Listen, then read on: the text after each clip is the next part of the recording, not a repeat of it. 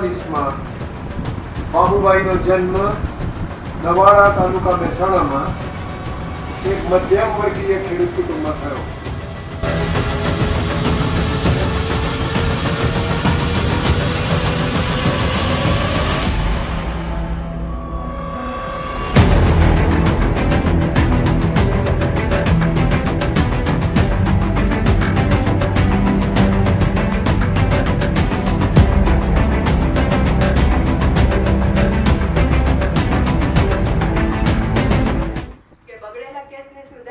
વકીલ કહેવાય, પણ જે કેસને બગાડવા જ ન દે તેને વડીલ કહેવાય.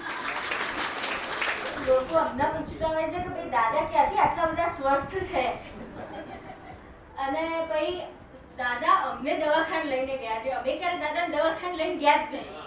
એટલે લોકો અમને પૂછ કરે કે દાદા ક્યાંથી આટલા બધા સ્વસ્થ છે. A hard time create a strong man, and that strong man create a good time. અને બાબુ દાદા છે એ અમારી ફેમિલીના સ્ટ્રોંગ મેન.